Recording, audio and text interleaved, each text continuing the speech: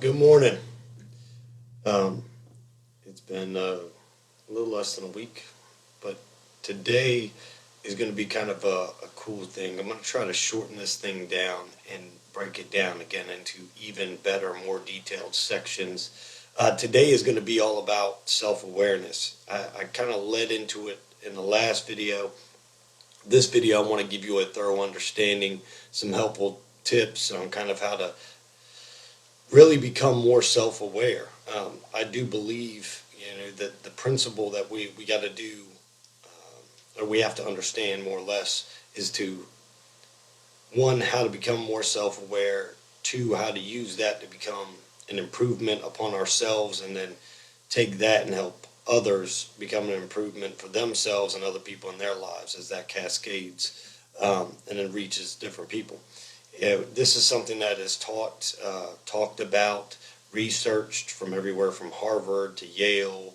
But you're sitting here to a guy that has not been to any one of these schools, nor probably could get accepted into any of these schools. And I know that'll sound bad, but this is something that I've learned through, being self-taught, which is one of the examinations that they do make is, first and foremost, most people that are self-aware generally have had a life-altering event. As I've spoken about before, I lost my father at a very young age, at a very poignant part of my life, as I was trying to become a man or learn how to become a man at 13. I lost my father, and it's pretty bad circumstances, but that wasn't just it. I had a long history of understanding or being too close to what I like to just call straightforward death. Um, I've had aunts, uncles, grandparents, friends, and that's really hard, is friends that have passed. Um, so I've always been a lucky one, and it kind of makes you reevaluate your life constantly, and also gives you more of a value on life, I feel. I have a high propensity for understanding people, but also I value life more than I value anything else. And a lot of that comes from self awareness, my history, um, my experiences, things like that. So, anyways, carrying forward, in these life altering experiences, what they find is that they call it different things, but I've heard it best said as a true north. Your true north is your true passion, your true purpose in life. And a lot of that will come from really getting a good understanding of who you are, where you are in your life, and being very honest with yourself. Again, this ties into the self awareness. So let me give you a couple of things to kind of probe into, with your life, and take a look. Probe into your life story. I'm going to say start there. Probe into it, take a look at it, evaluate it, really be honest with yourself. Look at it from beginning to end as much as you can remember. Decisions you made, what were the outcomes? Um, Places you were, and witnessed something that maybe you had an opportunity to be a different place sooner. I don't know. I mean, evaluate it. Again, more details, better off you are at understanding yourself. Two, kind of, how do I put it? Create this daily practice. Create this practice to re-examine and self-evaluate at every given turn in your life. This becomes a real hard thing because we're moving so fast in such a fast-paced society, much faster than when a lot of us grew up. We didn't have the internet. We didn't have information at our fingertips. We didn't have information being pushed to us at every second. Um, so it's very hard to kind of sit down and want to reflect. You just have to take the time. You have to sit down, really evaluate what decisions you're making, and decide, is this getting me further? Is it helping my family? Is it helping my initiative, my goal in life, my dream? Is it helping somebody else's? And then be honest with yourself. What are the good things? What are the bad things? And start separating them and finding out how you can correct that. The last thing is, you can't do this all by yourself. And now this is the third kind of thing, is not really the last thing, is get feedback from honest people. Now, every one of us has those yes people in our lives, the ones that say yes to everything that we do, or laugh at every joke that we make even though it's not funny, or kind of push us because they want us to do something they couldn't do, or scared to do, but it gives them some sort of entertainment. You know what I'm talking about. We all have those friends.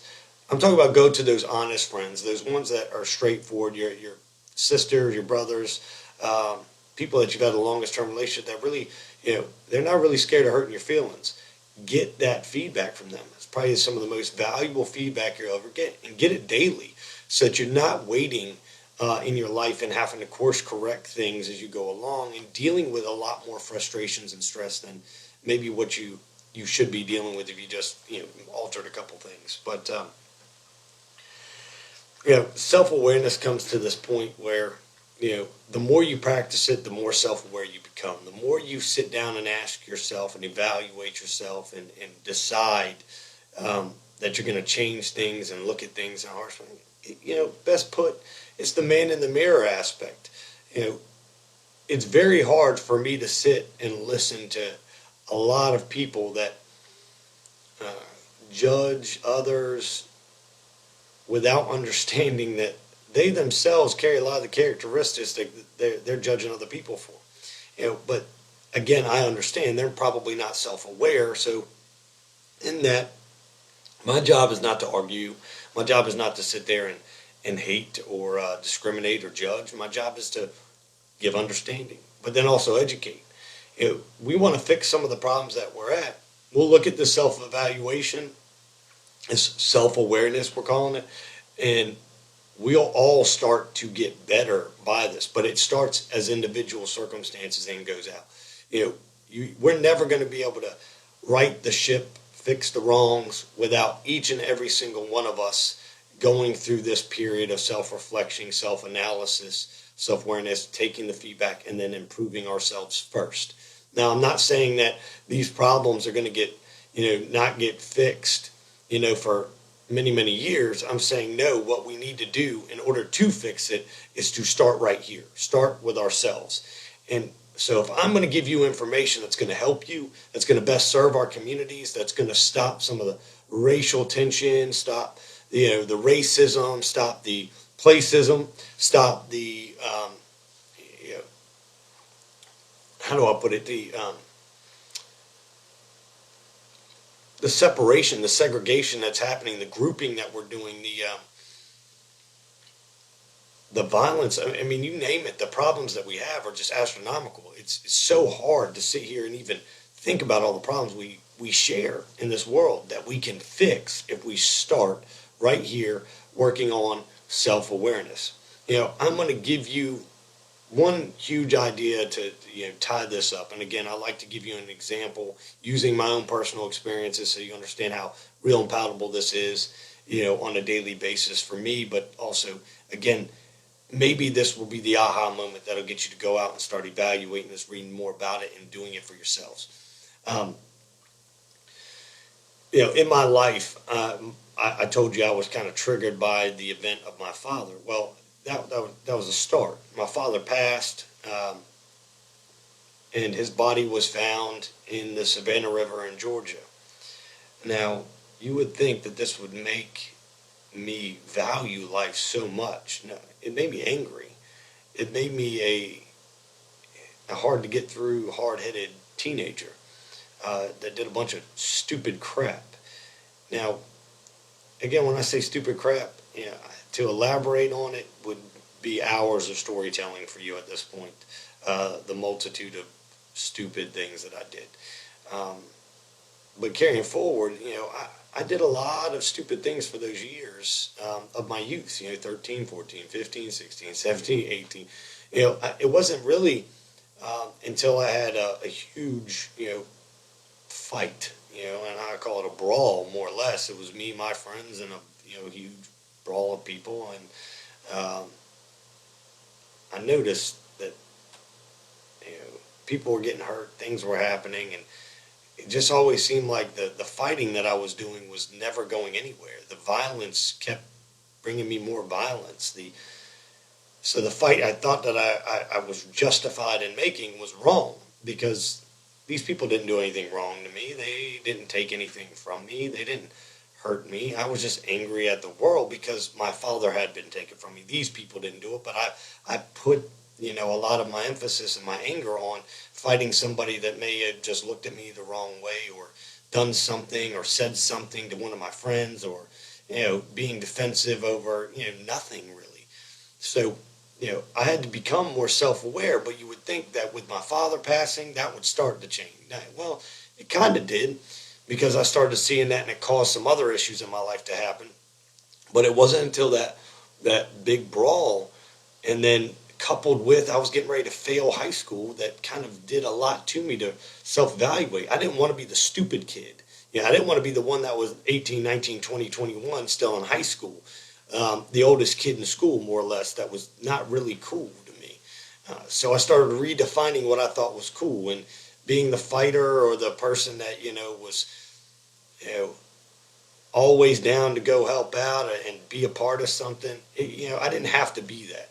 And I didn't realize that until all of these circumstances, had taken place. And then I was kind of put in this, big rut.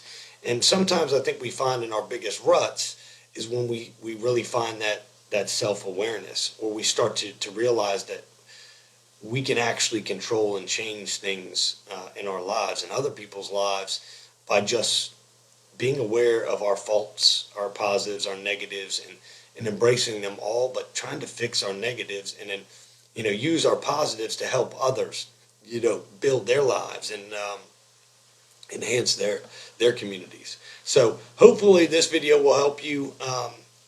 Let me know what you thought. Hopefully these 3 key ideas, again, let me kind of recap for you. Spend some time deeply, thinking about your story, going back, press the rewind tape and play your life back, is what I'll say. Press rewind, play the life tape, get all the details, where you went right, where you went wrong, and then evaluate that and how you can fix that going forward. And then create a daily practice would be number 2 of reevaluating and self-evaluating your decisions and what you're doing. What you're saying and what you're learning. I mean, this is every aspect of your life, what you're eating.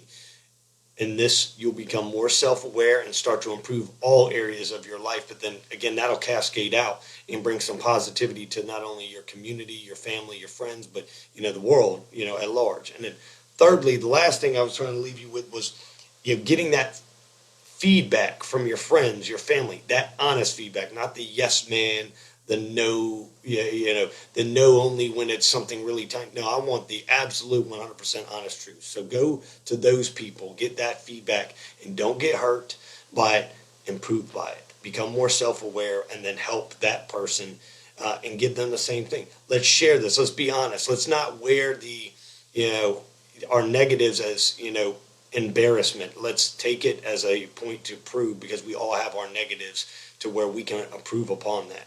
So again, hopefully this helps. I'm sorry for the long length. I'm trying to keep these shorter, but I want to give you as much description as I possibly can, hopefully to help you and others out there become more self-aware and then start fixing these issues together, that are our constant issues that are getting worse. But again, in positivity, I think that we can fix it by starting right here. So let me know what your thoughts. Thank you again for tuning in, and let's chat again later on this week. Thank you.